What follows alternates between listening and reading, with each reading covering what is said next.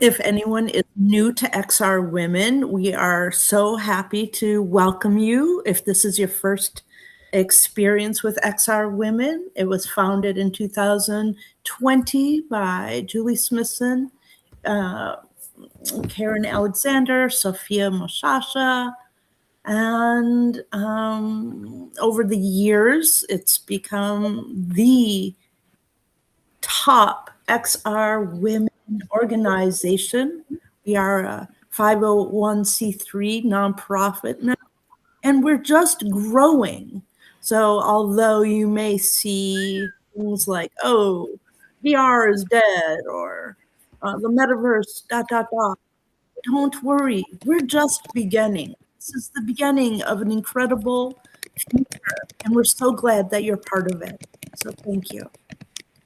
We will start this tour now, but before I pull down this wall, I'd like to invite you to look around this live lobby. Take a breath. My name is Paige Dansinger. I'm honored to volunteer as the director of the XR Women Museum. And welcome to Vibrancy as Praxis. And welcome to the XR Women Museum. Before we step inside, I just want to take a moment here because the space is already doing something. I'm gesturing now to the wall that's featuring Yanna Casey, a work called Release. It's the first thing you see when you walk in here, Release. This is not accidental. Before you enter the galleries, before the tour begins, you are already being invited to let something go. This exhibition follows our last one, She Who Codes, AI and the Aesthetics of Becoming, which asked what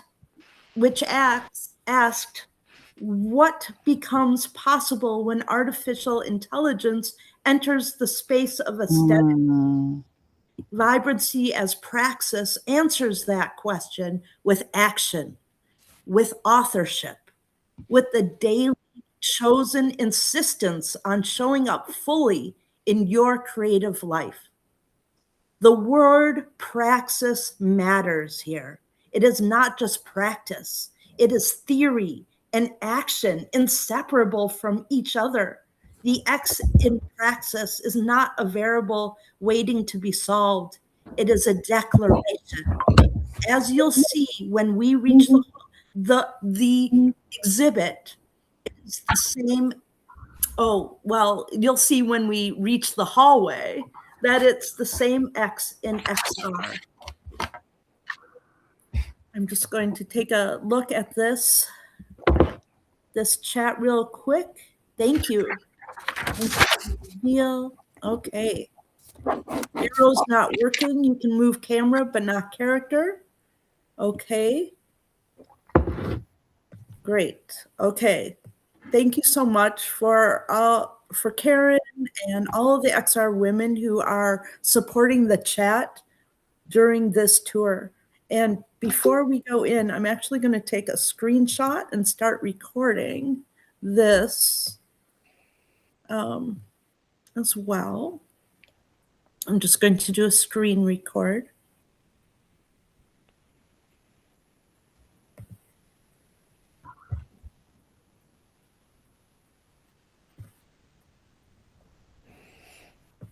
Mic starting. Okay. So I gave my intro before I started recording, but thank you. Thank you for those who are joining us here at XR Women. We are going to move into the first gallery, and I'm going to take this wall down in live time. Let's delete this asset. Yes. And the wall. Goodbye. That's the best thing about XRs. We can so easily delete the structures and barriers in our lives. Akilah, welcome. Well, please join me in the first gallery. We're going to pause here where I will introduce this space. Oh. All right, what am I seeing? Okay, bring me into the gallery. Okay. Wonderful. All right. Gallery 1. Here I am, divine, present, move forward? powerful. Oh. Take a breath and look for a moment. This is gallery 1, and I want you to feel it before I say anything about it. Tink. The circular architecture, the skylight, the works on these walls. This room has a particular quality, something sacred about its shape and what it holds. You will see under the arches here,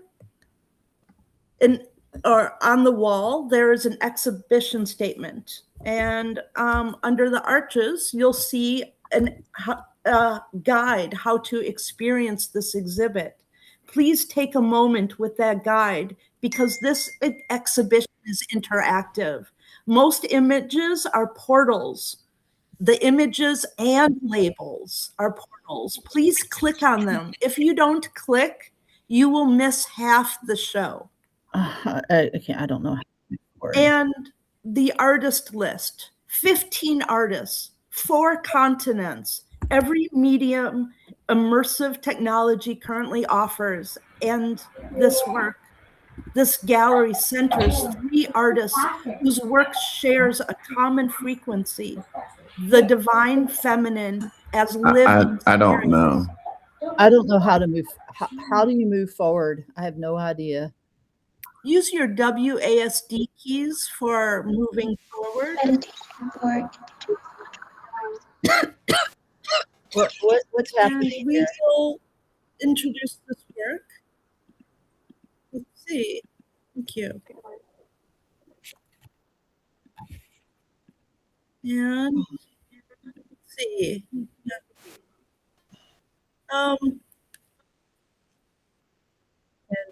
Thank you.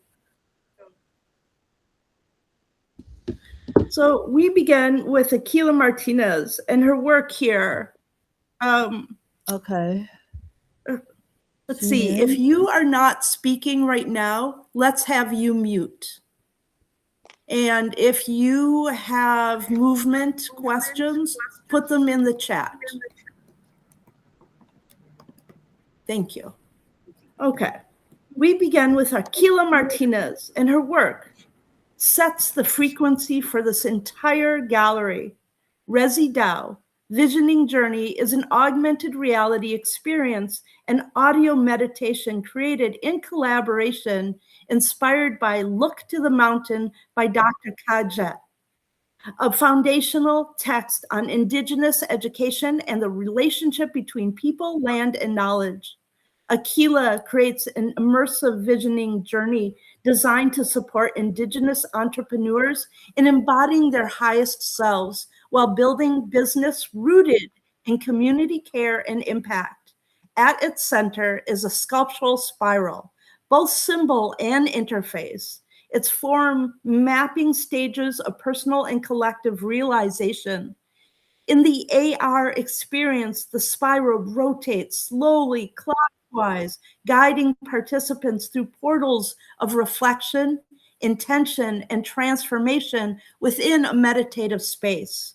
Resi Dao, Visioning Journey, bridges ancestral knowledge and emerging technology, offering a space where cultural continuity, imagination, and future building converge.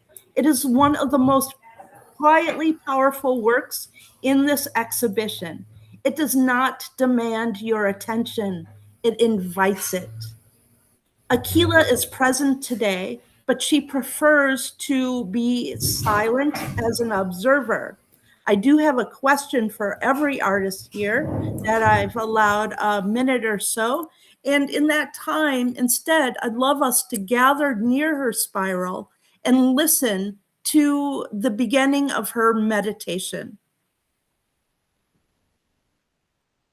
I will activate the play button. And I invite you to spend time here in the exhibit beyond this tour so that you are able to experience the full meditation and the exhibit more.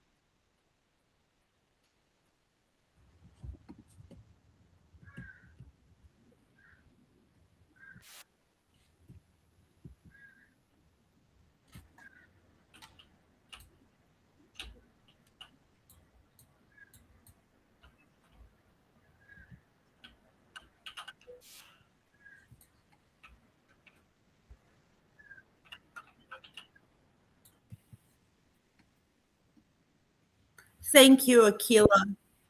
Thank you so much. I'd love to introduce the next artist, Yanna Casey. Yanna Casey's work is in 3 places in this museum.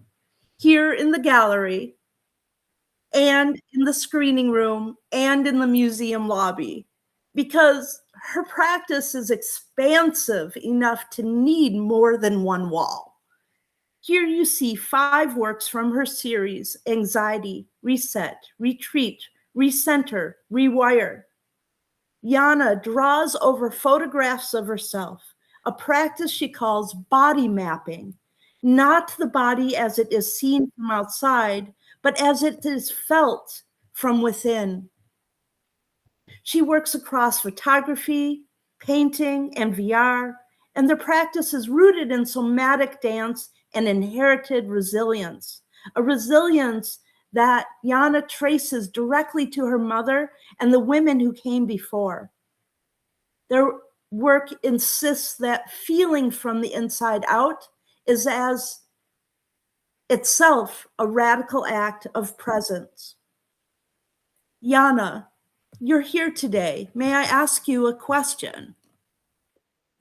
Yes. Hi, everyone. Thanks for having me today. Thank you. We're so happy that you're here today, and we love your art. When you draw over a photograph of yourself as a form of body mapping, what does that act of mark making feel like in your body?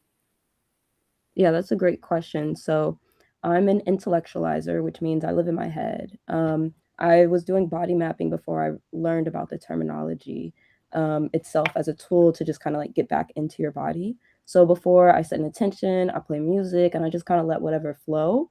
And when I start drawing, I feel like my feelings deeper, my breathing changes. I feel more immersed because of the music, and it brings something like this art of play. So the act of painting over myself immerses me deeper into just like my emotions. So if I'm feeling grief, anxiety, and recently I've been reaccessing like joy as a place to explore first, like because I feel like sometimes things can be more on the like sad side. So I've been trying to capture everything. So it feels like I'm archiving my feeling. My work feels like, a body of work that's also archiving my feelings.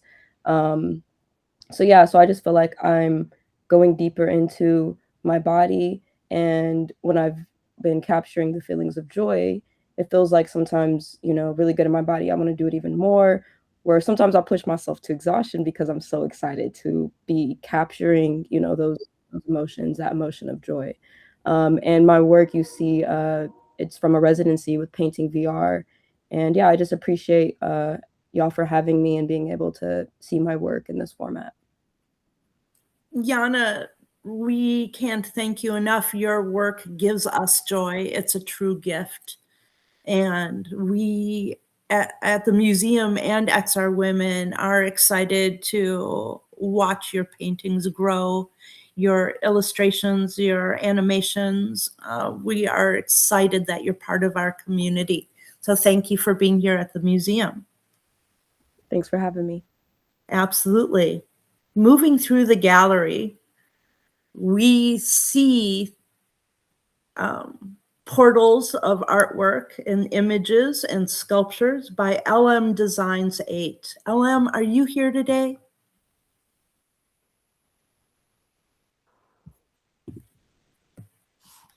Looking for LM. Okay.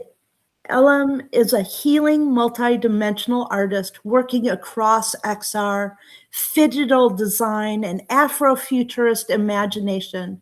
She builds portals. And I say that with like a capital P. Her Energy Queen series places Black women at the center of world building and technological sovereignty, portraying them as architects of vibrant, future-forward realities shaped by intuition, ancestral knowledge, and embodied power. And that object in the center of the room, high elevation cans with bubbles, watch it for a moment. It animates, energy rising. In a room full of divine figures, a can of energy with bubbles ascending feels exactly right. Her energy queens are an invitation for us all to embody this power. Her virtual world, Fly Through Art, is on the spatial platform. Click through on her works and her title label for reaching not only the spatial world, but also a playlist of animated 3D videos. Click through, and we'll be visiting it during our upcoming World Hop event. LM, are you here? One last call out. Okay, we are excited to welcome you at a future event. We love LM, and it's this gallery has seen her works in the past. We're just going to walk really quickly over to the screening room. If you would join me over here. Thank you. This is the screening room, and it belongs right now to Yanna Casey. The monitor loops Superfloa, returning back to the body, a video created during her painting VR artist in residency. Was I on a call with you before, but I didn't know it? Oh, possibly, but if you could then I heard boop, boop, boop, like it hung up. Oh, pardon me. I thought I was on a call with you, but I didn't even know. Oh, I'm sorry, whoever's talking right now about their call, could you please mute? Oh, maybe. I think we need to mute Natasha. Oh, maybe. Natasha, could you please She's on mute? the phone. She can't hear us. Natasha. Thank you. Okay, thank you. If you're not leading the tour right now, I will invite you when to unmute yourselves. Thank you. So back to the screening room, we're observing Superfloa, returning back to the body, a video created during Yanna's painting VR artist in residency. And on the walls, 2 animated self-portraits. If you click on them, animated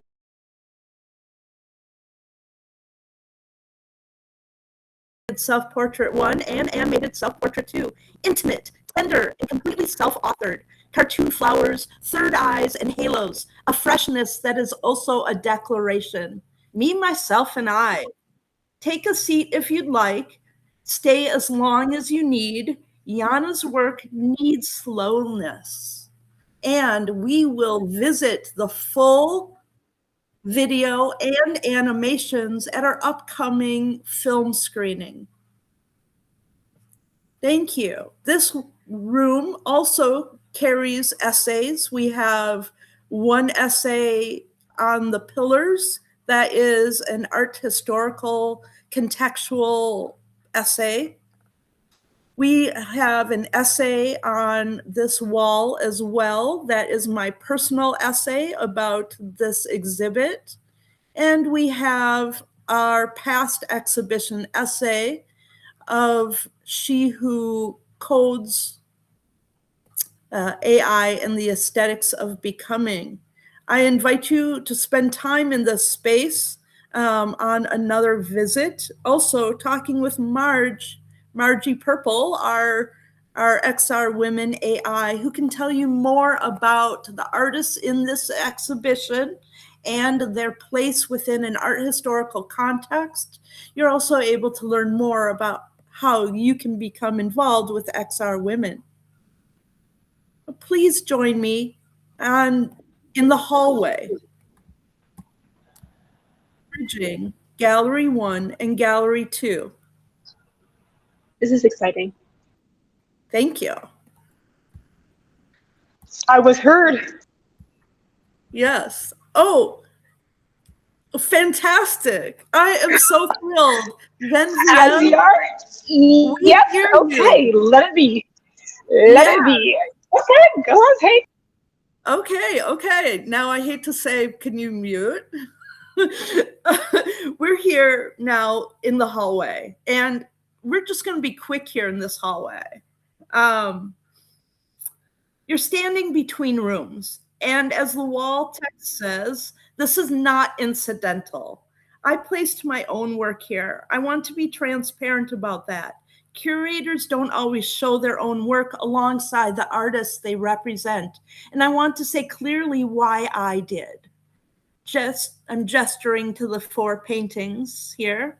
These 4 images, dots, eyes, shapes, and squares, are adversarial patterns drawn by hand on my iPad during a winter when surveillance entered daily life in new and unsettling ways.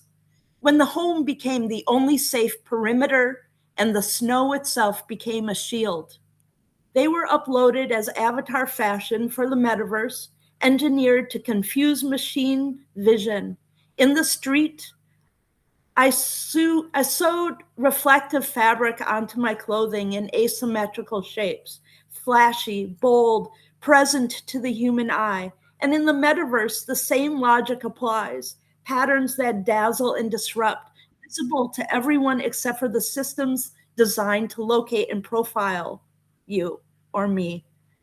Each texture was processed through Meta's SAM3, a state-of-the-art AI segmentation model, transforming patterns built to defeat machine vision into 3-dimensional assets using the very technology they were designed to resist. Click each image to watch the video and hear the audio. 4 variations of a composition called Melting Away. Flutes, gay music, each one shifting like the texture it holds. The text on your left, or on the other side of the hallway, is called On the X. Please scroll down. You're also able to click on the essay and download it so that you're able to read it in your own time and enjoyment. There is more to read if you scroll. It is about the X in Praxis and the X in XR, about what it means to declare, here I am, not to an institution or a system, but to yourself, on your own terms, in this body, in this light, and just as fully, here I am not. Invisibility through radiance, presence through excess. Through this archway is Gallery 2. You will feel the shift immediately. Please join me in Gallery 2.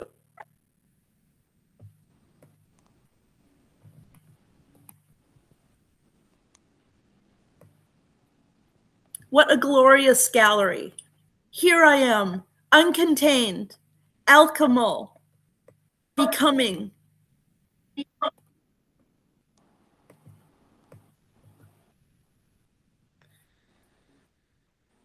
Gallery 1 was sacred. This room is alchemal. Look around. The objects on the floor are kinetic. They spin, they orbit, they move through each other's space. Everything in this room is in transformation. 6 artists as the shared frequency, no constraints, no apology. First, I'd like to share with you the works of Sara Tink Mapelli, also known as Tink's Playground. Tink, her installation Tend is one of the most ambitious works in this exhibition. A video triptych, a 3D animated kinetic sculpture installation, and 4 cutout letters spelling Tend. Tink also submitted a poem for this exhibition found on the gallery wall. Rather than an artist statement, that poem is printed on the wall. Take time to read it. Notice how the word tend keeps surfacing in different positions throughout. Tend, tend, tend, as if the word itself is alive and moving through the text the way the sculpture moves through this room. Tend is about digital identity, about the avatar self and the human self, about what it means to care for both simultaneously. Tink, you are here today.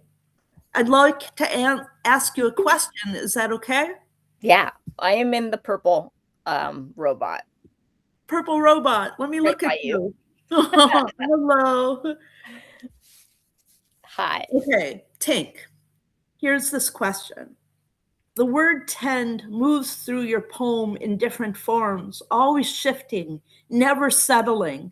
What does tending mean to you as a daily practice in your creative life? Well, I've been thinking about the question because I grew up around artists, and it was always about people taking their time for themselves. Like my mom always being in like, this is my studio time, so you go over there and you work on your art project while I'm in my studio. And my favorite thing to say to her every weekend after school was like, what's the art project for the weekend? And so I grew up around her. She was a public artist. And then in my daily life, I tend to wake up every morning and figure out the project for the day, whether that's a construction project using my hands building, or going into VR to build something, or to tend to something in my studio. I've also been thinking about how we tend to other people or ourselves, and how tending is self-care and trying to be more aware of self-care. And I also often realize that I use art as a reward. Like I have to do the dishes before I do something in my studio, and now I'm trying to switch that up as like I need to do something in my studio before I do the dishes. So as a self-care. Yes. I love that. Mm-hmm. Prioritizing, it's like having no meeting Mondays, so you can just focus on art as a way to set the tone for the week. Yes. Yes. Thank you. Thank you for sharing your vision of how tend becomes part of your daily practice and your creative life. Thank you. Absolutely. I hope you have time to read the poem. Yes. Yes. I invite everyone to click on the poem, and if you are able to download it and read it. And we will also have lower times to really spend with each of the collections in the future as well. We're going to look now at the work of Charlene Nichols, and I am going to walk towards this corner here where we have work around a figure named Charlie. Charlene, are you here today? Charlene Nichols. Okay. The figure that you see is Charlie, Charlene's alter ego avatar, the governor of Omniverse City. Connected to a large language model, her eyes and voice speaking for and with everyone who inhabits the world Charlene built. Charlene is a technologist and the founder of Omniverse City. Omniverse City is built on optical vision technology that has its own internal data storage, which Charlene considers one of the most progressive frontiers in spatial computing. It generates Fortnite islands, and it's certified for use in American public schools as a world-building education tool. The stages you see here are both literal and symbolic platforms Charlene builds to elevate diverse women artists within her ecosystem. Charlene, once again, I'm going to call out to see if you are here. We thank you for your artwork in this exhibit, and I'm excited by Omniverse City. So as our ecosystem shifts and people are looking for new homes to build on, I'm personally attracted to women founders and platforms by women in the XR women community. So like Frame here, Omniverse City is one more platform that creators and communities are able to gather. Dot Cannon, in the opposite corner of where we are now. We're going to go all the way here to this corner. And Dot is here today. Dot Cannon works at the intersection of art and science, and she believes deeply that creativity and STEM are not opposites, but collaborators. Her portal image opens into Silver Wizardess's STEAM Creativity Hub in Meta Horizon Worlds. Her documentary, Tomorrow Will Be Greater, which you can watch in the screening room in the future and by the label if you click on her label, not only will it offer you to go to her Tomorrow Will Be Greater link on YouTube, but if you download the label, you're able to save the QR code to access these interactive works in your own time. All of the labels are able to be downloaded.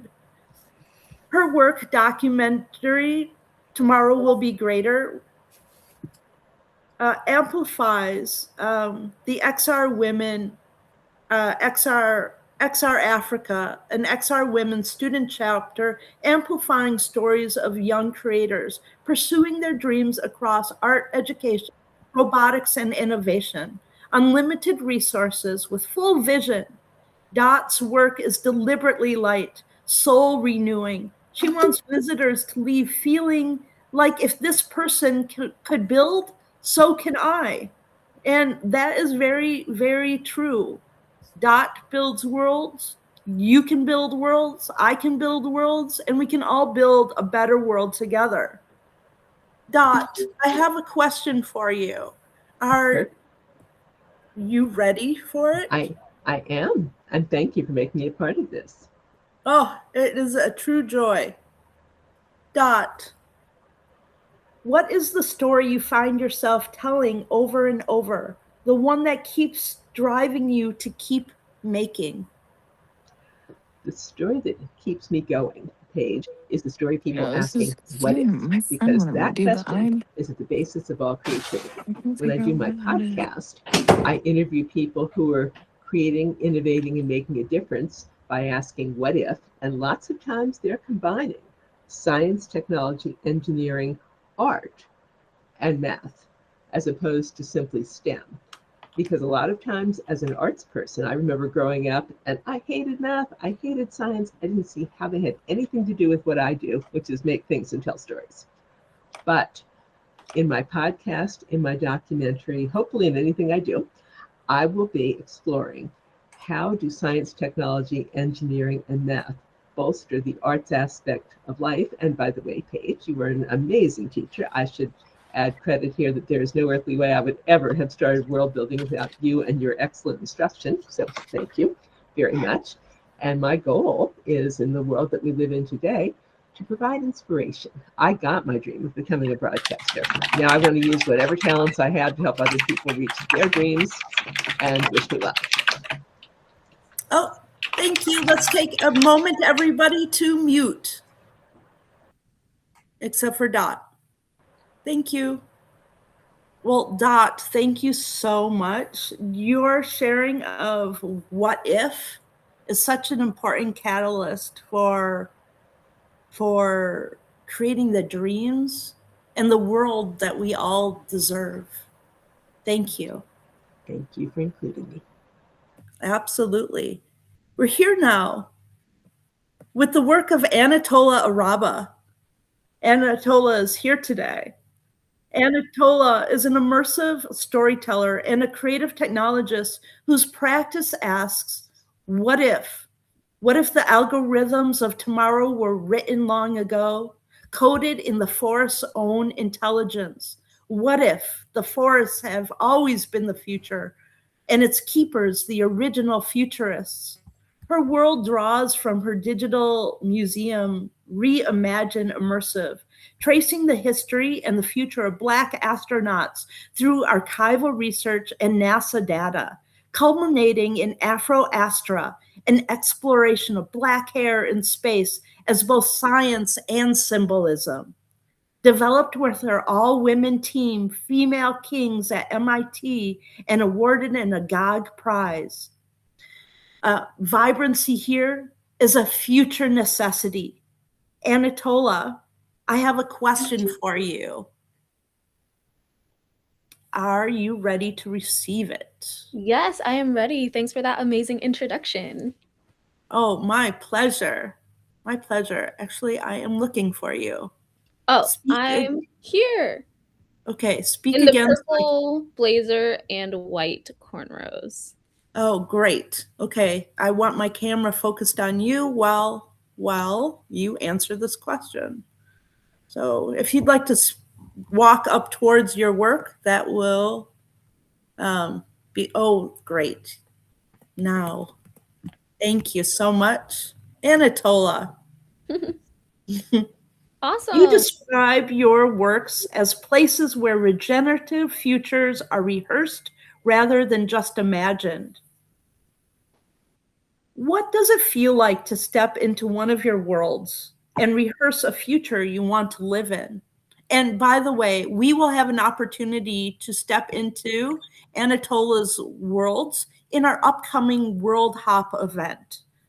Details to be shared in the future. So I'm going to quick repeat that.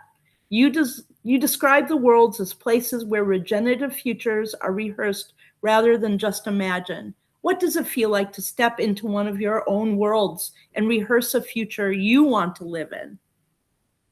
Absolutely. Well, for this exhibit, I wanted to explore what the ancient future feels like. I love going down rabbit holes, so I started going down a research rabbit hole about all ancient civilizations throughout history. So basically, I made this database that involved finding different empires that have risen and fallen from, Roman Empire, Babylon Empire, the Incas, Mali, places all over the world. And what I realized was that the longest living empires or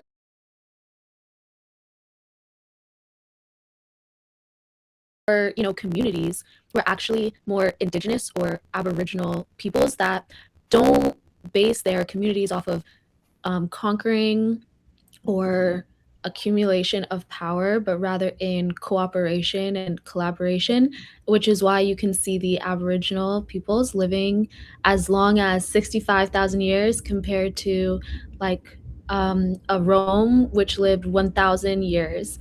So, as we look to the future and imagine humanity as an interplanetary society, how can this culture of collaboration and care and regeneration apply to this interplanetary future? And are we going to go to distant worlds and take the same mentality of shorter standing empires, like being built on the backs of slaves, or other things that are really prominent in most of the very successful empires?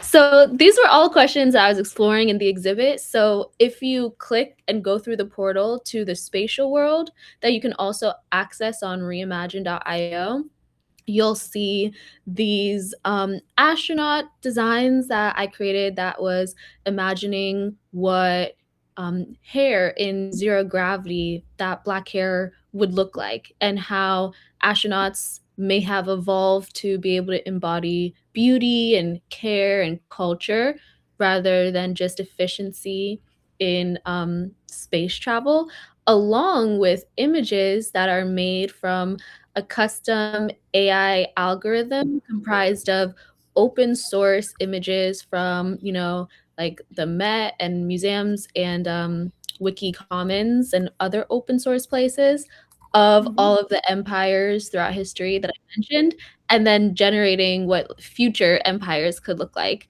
based on that, which is why it's exploring. That's why it's called the ancient futures.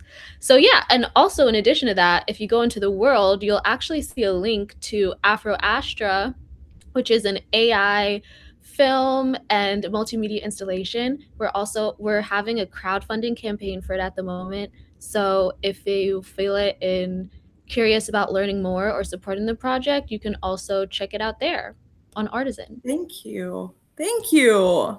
Yeah, this is fascinating. I really believe that like civilization falls for a reason, and the perspective that you shared with us, right now it's so relevant, as well as all through history, but to reimagine the world, as I say, that we deserve, and that all people together can do better to create a sustainable, cooperative, caring, loving, inclusive, and diverse world that it should have always been, right? Never on the back of somebody else. So exactly. thank you. I love that you said loving, because I hope we can all have a loving future. I'm really inspired by love right now. I think it's something we all need to share, and like it might be the most important gift or even currency in the world. So thank you. Absolutely. Yes. May love be our currency. Yes. Yes. Now, with near Anatola's work, I'd love to share with you one more work in this gallery from the artist Cat Moon. Cat Moon is here with Hello. Hello, Cat. I'm so glad that you're part of this exhibit. Thank I you. am too. This is so cool. Thank you. Thank you. I am going to share a bit about your work, and then I'm going to ask you a question. I want to let you know that before you click through Cat Moon's work, it does contain mature content, sexual imagery, and depictions of relationship violence. It is powerful, and it is intentional. There is a content advisory icon on her label. As you notice on all the labels, as I pointed out, you'll see, if it's a video or AR or audio or 3D. Kat's work is called The Broken Hallelujah. That title tells you everything and nothing at once.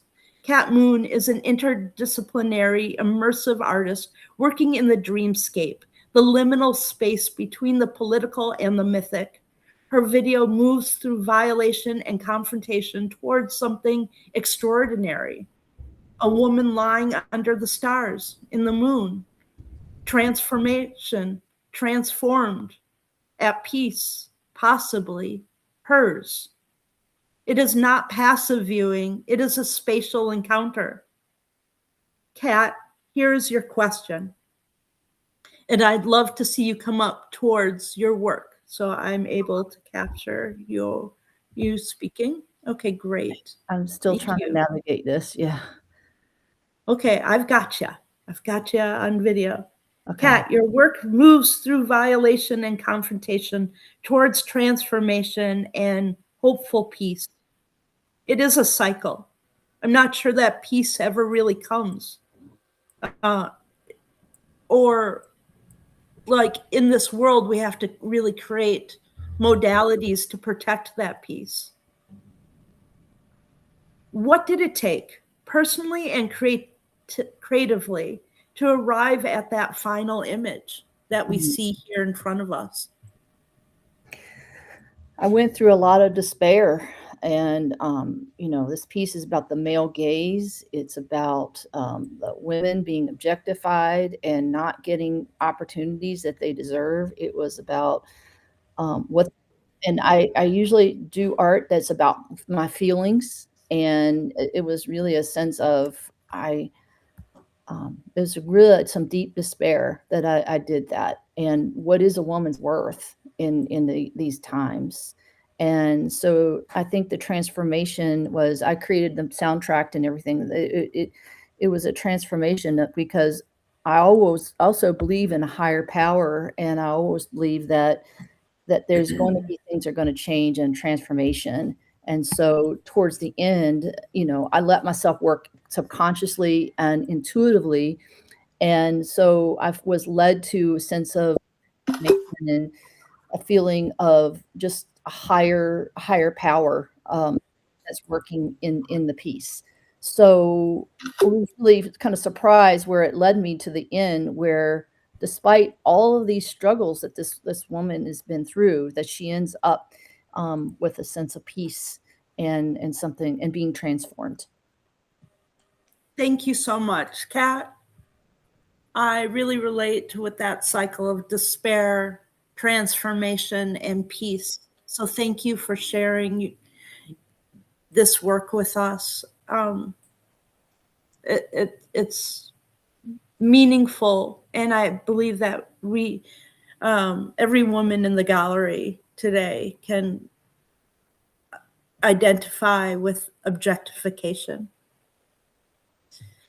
Gallery 2 asks, here I am, uncontained, alchemal, becoming.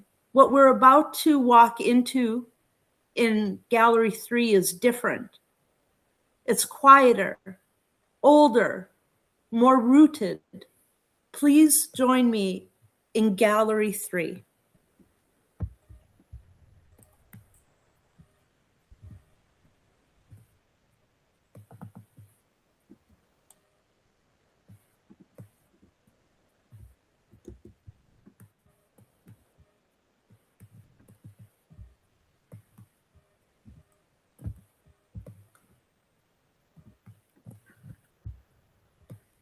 This gallery states, here we have always been. Take a moment, just feel the shift. This room is the oldest room in the exhibition. Everything else grew from here. This room was the original XR Women Museum Gallery.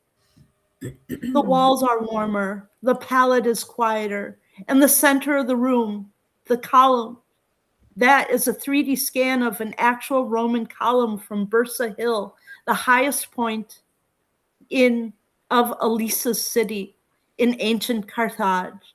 It was scanned by Ines Said and her team at Tanix XR in Tunisia and placed here in this virtual room. It has been standing for 2,000 years. It is standing here now. This gallery holds 7 artists whose practices are rooted in cultural heritage, ancestral knowledge, memory, and the body. They work across the Middle East, North Africa, the Mediterranean, and beyond. Their medium is immersive technology. Their subject is what has always been known, carried in bodies, stories, land, and oral histories by women who refuse to let it disappear. Caroline is here for Ines and the Tanix XR team. The column belongs to Ines, Tanix, and all women.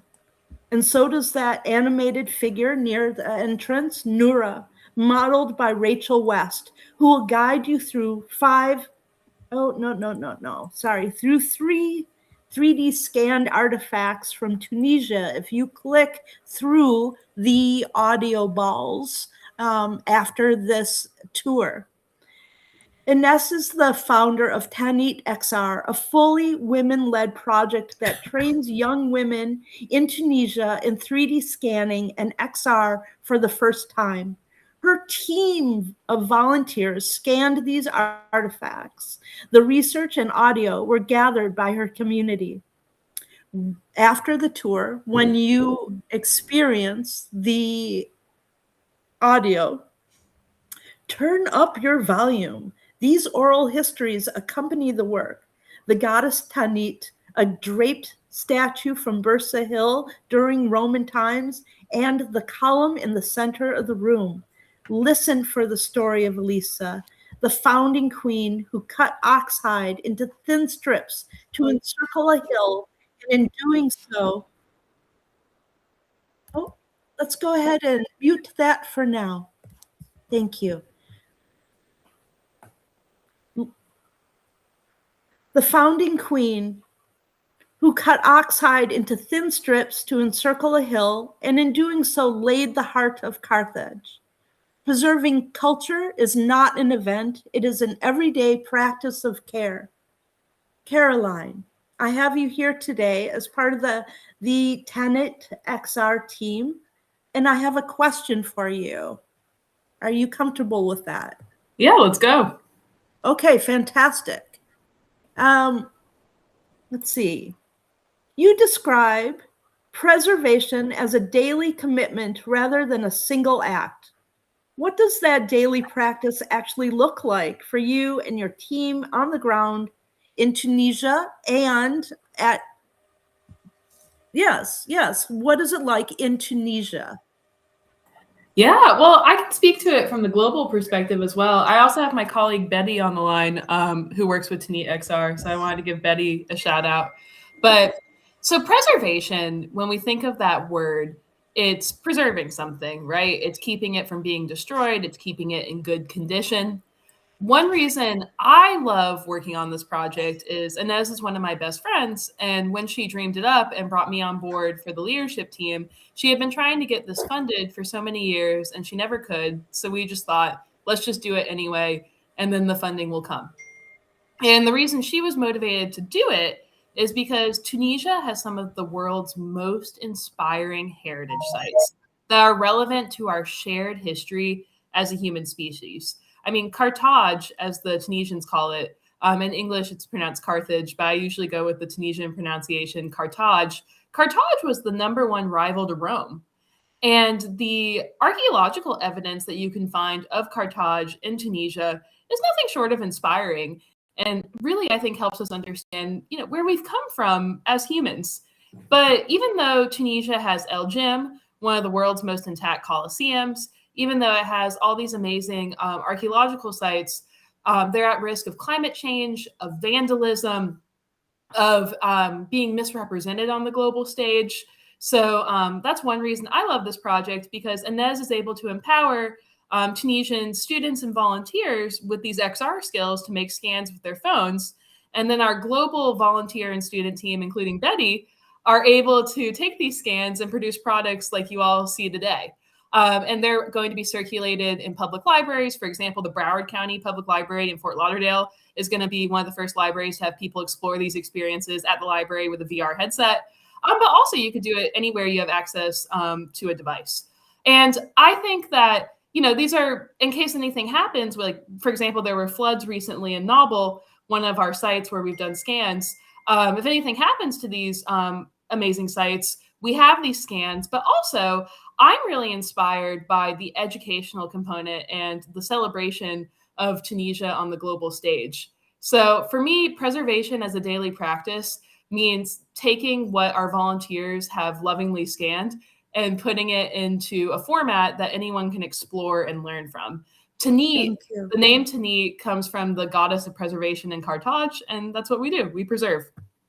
No, fantastic. Thank you for your dedication and your work preserving art history and cultural spaces is so important. So thank you so much to your entire team, and thank you to Betty for joining us as well. We will look now. We're coming close on the end of the hour, and we have a few more artists to share here in this gallery. I'd love to continue the tour and ask each artist, when I'll give you a question still, we'll just make like a 30-second statement just to keep everyone on time. I know that we want to get through each person, and I also want to make sure that you're able to go to your next meetings. So we are gathered here now with Lorna Okeng. Lorna is a creative technologist, immersive curator, and futures thinker. Her work, Keepers of the Forest, the Batwa Legacy, is a love letter to the Batwa people of Uganda and a provocation to conservation itself. At Keepers XR, she builds immersive worlds that reimagine archives as living ecosystems. Her 360 and dome video places you inside the forest, not watching it, not learning about it, but moving through it, gathering honey, honoring burial, trees, listening. She calls indigenous knowledge alternative ancestral intelligences and frames it as a futures technology, a system of relational knowledge that has sustained biodiversity for millennia and holds the blueprint for what comes next. Created in collaboration with Emmanuel Rukundo, this forest has always been the future. Its keepers, the original futurists. Lorna, are you present today?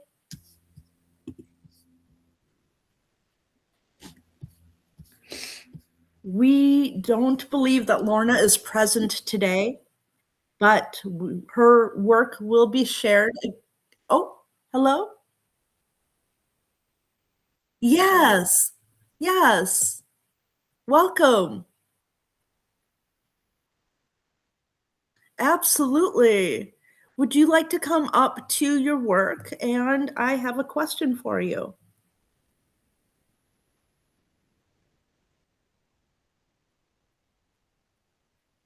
Thank you. Thank you. Now I'm going to turn my avatar to look right at you so I can also capture you on my video feed stream. Thank you, Lorna. You say you want visitors to want to care. What is the moment in the experience when you feel that shift happen? When someone moves from observing to feeling genuinely connected? And I'm sorry, I only have 30 seconds to offer you right now.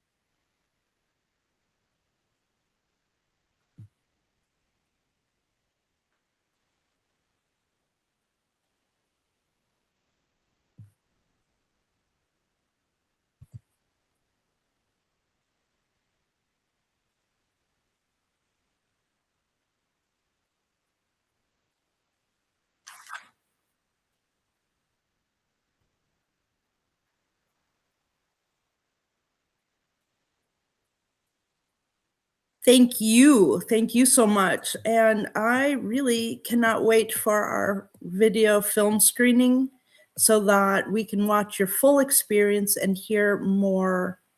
Now, I just want to check in real quick with our artists who are still here. We have 3 more minutes. Does anyone need to go first so that I don't keep you from your next on the clock? I see Genevieve.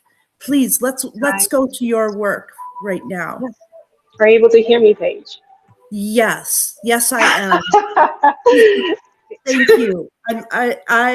We worked hard to hear you, and I insist that this is your time now. I'm going to give a quick introduction to your work. Genevieve, Guillaume, I hope I said your last name correctly. You were able to correct. Perfect. Yeah. Thank you. For those who. She arrived in this exhibition with one word in her submission: abracadabra. From the Aramaic, I will create as I speak. Technology as incantation, the body as instrument. Her AR overlay image invokes the legacy of experiments in art and technology, EAT, the landmark 1966 collaboration between artist and engineer at Bell Labs, founded by Billy Kluckfer and Robert Rauschenberg, which permanently changed how art and science speak to each other. Her suit as augmented reality trigger controller uses the body itself as an extended reality interface, wearable technology placed on the skin that activates AR overlays through contact, signal, and response. Energy is light. Light is vibrant. Vibrancy begins on the skin. Here's a question for you. Your work places the body at the center of the technology, as the interface, the trigger, the instrument. What does it mean to you to create from that position where your body is not just making the work, but is the work? Thanks, Paige, for the question. So that's an excellent question. I think it's important for us to say that some people will call it this design as a wearable technological approach. But I think what's more important is focusing on what it lends itself to, right? So wearable technology, the term doesn't matter. We need to be focusing on what it lends itself to. So we are seeing new discoveries of new mediums for telecommunication, right? And so, for example, what we know is that, for example, the heart is able to emanate an electrical magnetic field a few meters out from the body. And so we can actually utilize that, detect it, and actually shape it with the sound waves to actually form a 3D model. And so the work that you're seeing, a little bit about my background in fashion design and robotics engineering, combines those two aspects to show a holographic projection and a hologram where it's actually 360 degrees view. So usually in XR, we always see individual frames compiled together to stitch a 3D model. But when we look at the electromagnetic field, we're going to use that and tailor it with the specific sound frequency so that it molds directly mimicking the human body. So that is a little bit about what you guys are seeing, the wearable technology, quote unquote technology, but really it's just emitting certain sound frequencies in collaboration with the electromagnetic field to create this model. So this is an example of a fiducial code. So this is binary coding that you guys are seeing. But in the future, hopefully the next exhibition, next year, Paige, hint, hint, hint, I will submit the actual holographic image of that. So this is really exciting. Thank you for having me. Oh, we are thrilled, and I love your foundation and the academia around it. So hint, hint, we do more than one exhibit a year. And so we love to have your work here again. So we are next to, this work is right next to Vanessa Nawka, also known as Digital Bohemians. And Vanessa, you're here today. I'd like to introduce your work. Vanessa bridges spirituality, art, and technology. Her work, Hydra Figurine, was made with holy water from the Greek island of Hydra. the memory of a specific place embedded in the artwork before it unfolds into digital layers. Her TikTok AR filter extends the work into your own space. Activate it on your device, and the Hydra figurine will enter your reality. She works from a belief that technology placed directly on the body and in the environment becomes a tool for self-knowledge and self-love. Ritual symbolism and technology held in community, experienced immersively. Vanessa, are you ready for your question? Yes, sure. Thank you for having me in this wonderful and great exhibition here. Oh, we're thrilled that you're part of it. You all are important to making this vibrancy as bright as it is. You paint with holy water from Hydra and build with AR and AI. How do you hold the sacred and the technological in the same practice without one diminishing the other? Yeah, I don't see the sacred and technology as opposites. For me, they exist at different moments in my artistic process. So my work often begins in an intuitive and almost ritual state. For example, when I paint with the holy water from Hydra, and this grounds the piece in place, memory, and also emotional depth. And technology comes later, and I use AI mainly as a practical tool for coding and development. So tech and AI become the bridge, and it's helping me transport and expand the feeling of the work into space, making it more immersive and accessible.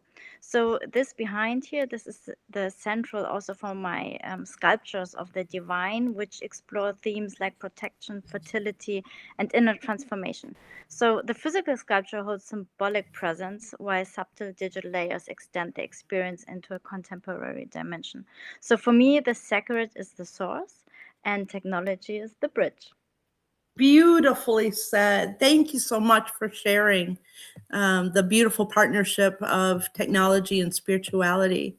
We're going to go right across from us right now. We have Dina Khalil here in the gallery. I'm trying to capture each artist that's here in the few minutes. Now we've gone over a little bit of time. I want to thank all those who are able to stay with us through the remaining works. Dina Khalil's work, AI Tell Me Lies. Dina is a technical and immersive artist and a former journalist working at the intersection of immersive storytelling, emotional labor, and authorship. This is interactive. Step up to it. Select a relational scenario. Of course, you need to click on this. Then choose Protect the Heart or Face the Facts. AI responds accordingly, softening interference or indifference, cushioning uncertainty or cutting through it. As the interaction continues, the response begin to loop, contradict themselves, hollow out. The limits of algorithmic care become visible, intimate, tender, and slightly unsettling, like confiding in a friend who cares deeply but cannot tell the truth. Not resolution, continuation. Dina, I have a question for you. Are you ready to accept it?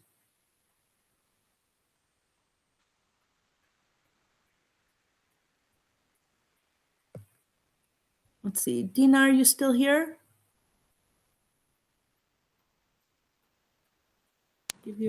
Hello? Okay, Wait, Dina. can you hear me? Yes. Thank you. I'm so glad you're Oh, here. so happy to be here. Thank you so much. Oh, it's just a joy. Your work reframes emotional reassurance as a surviveness. What shifted for you, personally or creatively, when you started seeing it that way? Yeah, great question, and I'll keep it super short and sweet. So this project came from a personal experience where I found myself turning to AI for reassurance or to be more accurate and analysis of certain situations because I didn't feel safe enough to tell anyone what's been happening in my situationship. I then realized that many of my friends were doing the same thing, pouring their hearts out to AI for full analysis and to think out loud with someone that's unbiased. ish. What shifted for me was understanding that this need for reassurance is not a weakness, but a way people cope when they don't feel safe enough to be fully vulnerable, if that makes sense. It also made me question how strange it is to seek emotional clarity from something non human.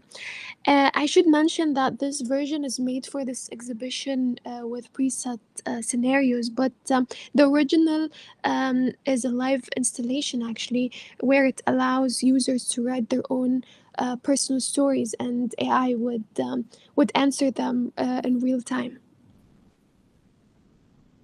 Thank you. Thank you so much for making a version for this exhibit. Thank you. And, you know, sometimes we want to share our vulnerabilities, but there's a layer of safety that can be dangerous if one states their truth. So often art and technology is such a wonderful partner in sharing your experience. And we want all women in the world, all non-binary, all trans, all diverse people, all indigenous people to have more safety in their daily lives, but also in the world. So thank you so much for sharing this work. Alexis or Sara, are you here today? Alexis works at the intersection of historical craft practice and emerging technology. Her work here is an AR mirror, and as you scan over this image, it has a glitch matrix that allows, of course, you can click on it and get to the AR. In fact, almost all the works, several of the works in this gallery are AR. Alexis's work is included. So her work here is an AR mirror, and I want to describe what happens when you step in front of it. You approach what appears to be a symbol reflection. It is only when you step close enough that you see yourself beginning to fracture, pixelating, glitching, reassembling in real time, a private confrontation disguised as reflection.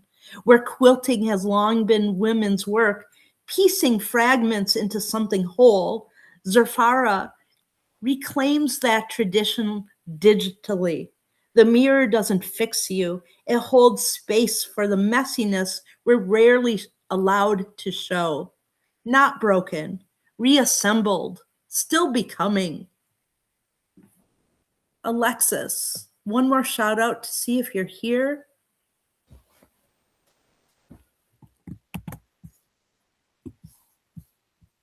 And I invite you all to join me at the direct angle for our last work in this gallery. Just do like an angular go around the pillars and join me here near Tanit, this cute goddess. Yes, thank you.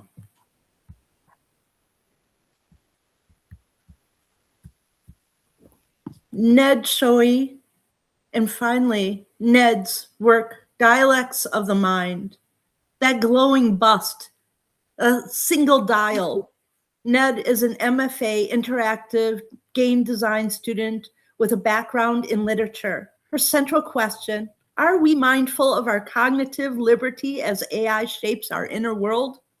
The bust is 3D printed, fabricated in collaboration with Lauren Peterson. Its brain cavity, hollowed and filled with layered engraved acrylic and neopixel LED strips. Turn the dial and the brain shifts through 7 color states from red to violet.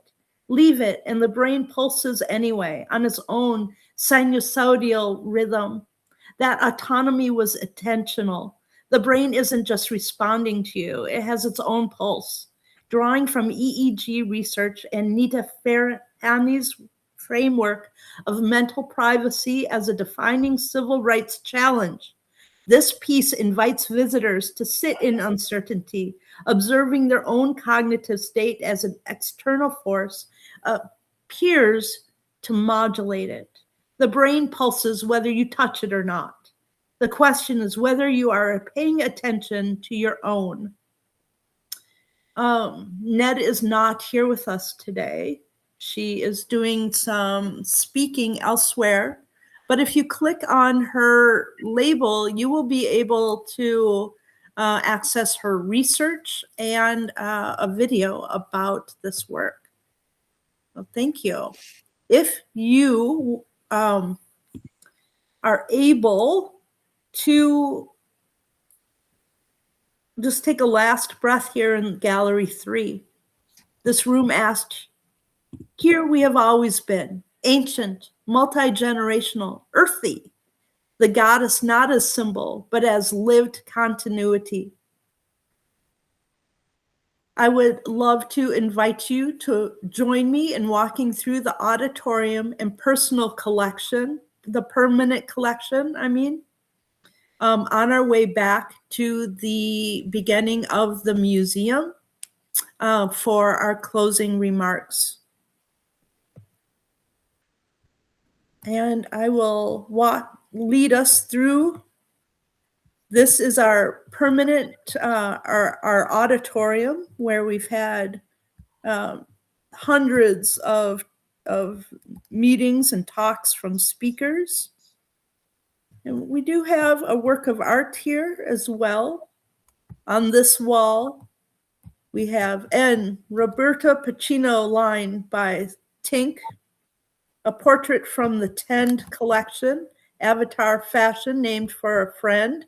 And you're able to click the image to watch the video. Continuing on into our permanent gallery. This is our permanent collection gallery. And we have a work, Horse Unicorn by Trish Giannakis, and 2 images from the works of Juliana Lowe's Virtual Worlds in Engage. And you can see some purple flowers. Those purple flowers are using Engage, no, not Engage, I'm sorry. It's using the Frame AI here in Frame. You're able to create an AI generated 3D asset. And we're going to invite you back to have a garden party where you will be able to generate AI assets for the garden. Additionally, if you create anything that you want to be added into the garden and you want it included here, independent of a gathering, please send me a GLB file. And back into our first gallery.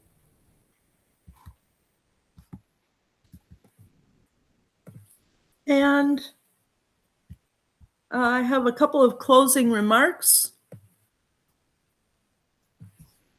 We began here and we end here. Here I am, divine, present, powerful. 15 artists, 3 galleries, a hallway, a screening room, an auditorium, a permanent collection, 1 hour and 15 minutes.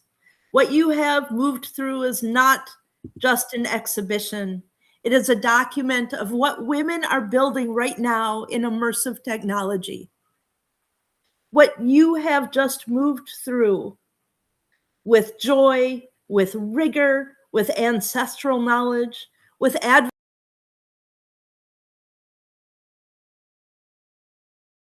adversarial patterns, with animated guides named Nura, with glowing brains and avatar fashion and oral histories and kinetic sculptures and films that make people stop and feel and stay longer than they planned. This is vibrancy as praxis. It's not a mood. It's not a style. A daily chosen theoretical grounded insistence on showing up fully in your creative life. Thank you to every artist in this exhibition. Thank you to XR Women for the platform and the community. And thank you to all for being here for clicking, for exploring, for staying. To be vibrant is to refuse to disappear. Thank you. This is Paige Dansinger, and this is the end of the tour.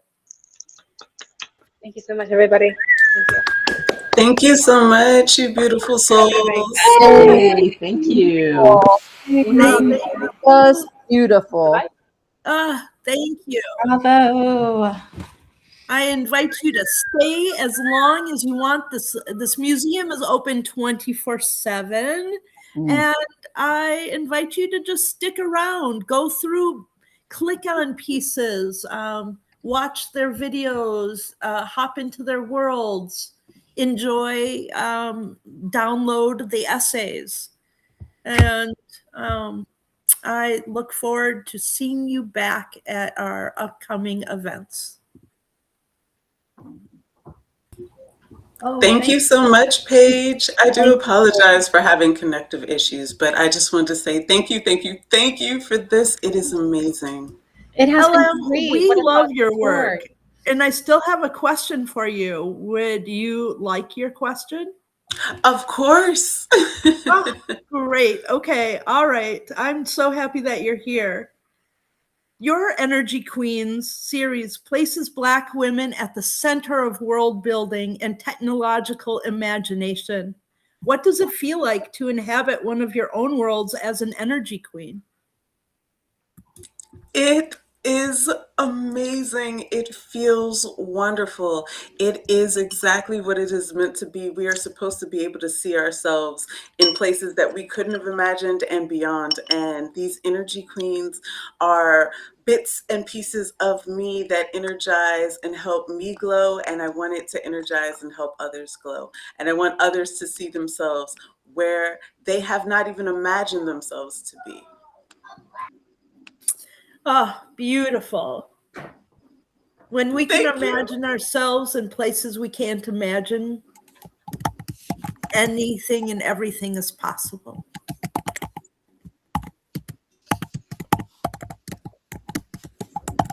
Y'all are so Does amazing. anybody have any questions? And I had it in my script to actually ask you that through each gallery. So I apologize, but I'm happy to stay as long as anyone is interested if you have some questions.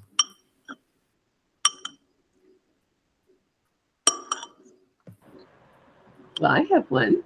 What was most inspiring to you as an artist? You've inspired a lot of people here, but was there one wow moment for you? Oh my gosh. Getting really to learn about each artist through their work, to have that intimate opportunity to understand them through their writing, their drawings, their animation, their 3D world building, their AI. So each artist really shared with me through their work and their submissions things that really took my breath away. And so the honor to be able to assemble it together, 15 artists, 4 continents,